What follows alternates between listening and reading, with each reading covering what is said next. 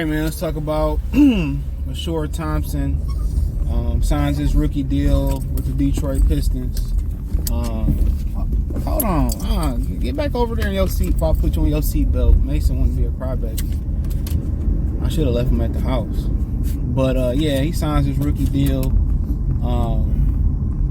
He's the 5th pick this year. So last year, Jay Ivey was the 5th pick. He got around 4 years with some team options in there at $33 million. Now, once upon a time, there wasn't no rookie scale, but Glenn Big Dog Robinson pretty much single-handedly put in the rookie scale by asking for a bunch of money.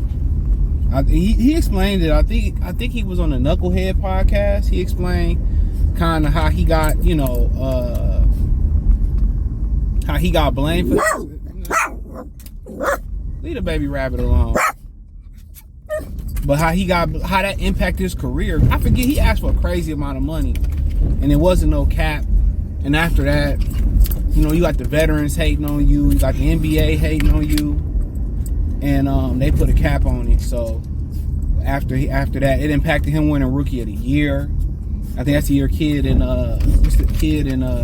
Grant split it, but a lot of people believe Glenn Robinson should have won it. He said that impacted his whole career, and that hurt him getting accolades and credit in the league, and they really pretty much got mad at him for that.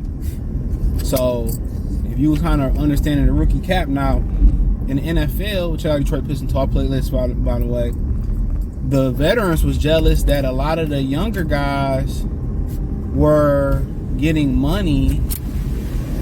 They was mad at a lot of younger guys was making more money than them. Like Sam Bradford and Stafford was like one of the last few years to do so. So they were getting mad that they were making more money than the veterans. So the NBA and the NFLPA, just to tell you how shitty the players in the NFLPA is, they basically let the NFL finesse them and say, well, the NFL told them that they were going to take that money and give it back to the veterans. What the NFL do with that money they took from the rookies? They pocketed it. And once you kind of look up some of these companies like the NBA now, they're listed as an entertainment company. They're not even a sports company. When Donald Trump came into the office, the NFL went from a non-profit to a profit organization.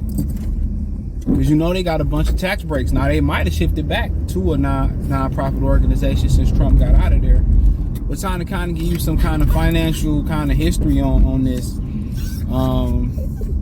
And once the players and the owners agree on something, they're gonna take money out their own pockets. And like I said, jealousy is very dangerous.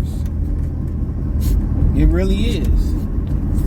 Because it's okay to be jealous, but jealousy leads to hatred, and it leads to irrational thinking.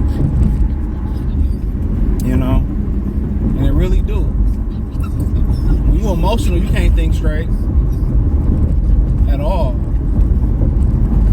That's why, when I feel a certain type of way, I just isolate myself from people and go lay down or go play the game or go work on some videos, read or something, or research, take a walk. And if I, when I come back or when I wake up the next morning, if I still feel that way, then I'll just try to stay busy. And, a couple of days go by, a few days go by, you don't really never get to that point. And I still feel like I got that hatred in there for you for what you did, then guess what? I got to retaliate. I didn't sleep on it for a few days.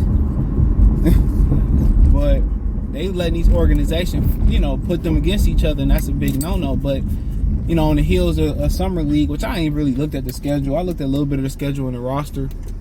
I would not play Ivy and Duran. I already did a video on that. There's no point in paying two guys who are going to be the cornerstone of your franchise or a huge part of your process. Why the hell I play them in summer league? Yeah, they can practice. When she gonna stop? They can practice.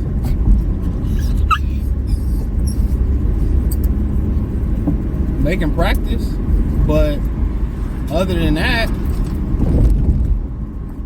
I wouldn't play no summer league. Didn't Ivy get injured last summer league? Or am I tripping? So, but to each his own. I guess you can't play in fear of injuries. Somebody got a pit bull walking in the middle of the street, a in the middle of the dispensary. Hilarious.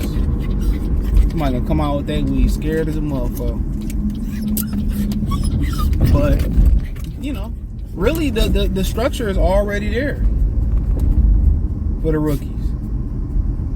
It's already there. You just gotta sign the deal. It's probably some particular things, you know, if you dive or you surfboard, they don't want you doing or whatever. You know, he tripping. I don't know what's the problem. I could have left him at the crib.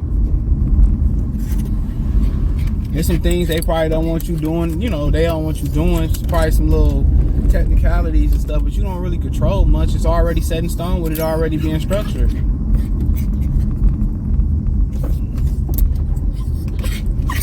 It's already set in stone. So, but good to have him under contract. Seemed like he come from a really good family. You kind of can usually tell. I thought Overtime Elite was like G League Ignite, so I don't know what that is. So I don't know if they one of the first crews to come out of Overtime Elite, but they definitely gonna be in the experiment, and that's gonna measure how great Overtime Elite really gonna be. They ain't gotta go out there and be Michael Jordan or be Larry Bird or be Kawhi Leonard, but you know, they gotta go out there and perform. Both him and his brother. So they rose to the top, and that could change NCAA basketball forever. And they should have been paying these guys earlier. These guys going where I don't gotta go to class. I go straight to the money. I can prepare for the NBA. I go overseas, money, prepare, play with some pros, pick up some knowledge, pick up some connections, and they cutting college out. You know? So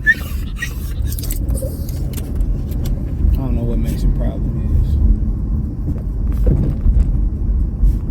is. But that's what they doing. But he gonna be a huge part of what they doing in the future. The number one question is just how they gonna acclimate from coming out of Overtime Elite, and some of these guys, be quiet. No, you're not getting my lap, sit. How some of these guys gonna acclimate. But after that, for him, if everything else falls in place, it's just about the shooting. That's all it's about, is the shooting. If his jump shot fall down, it's pretty much over with. It's pretty much over with. You know, and that was the same thing being said about Isaac Okoro coming out of Auburn and Cleveland. I mean, I guess some people genetically just can't shoot, or maybe these dudes not working hard enough at their craft. Jimmy Butler said that in order for him to get better, especially in shooting, he was in Chicago. He said he didn't have shit in his house. All he did was hoop, come back home, and relax and hoop. That's all he did for one whole summer.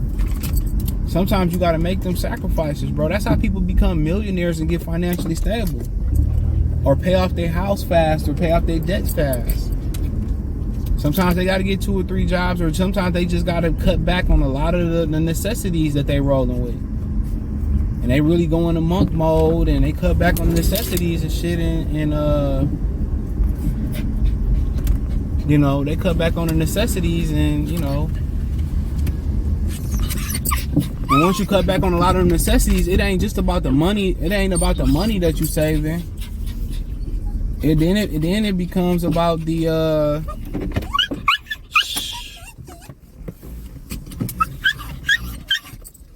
Mason, they gonna think you soft, bro.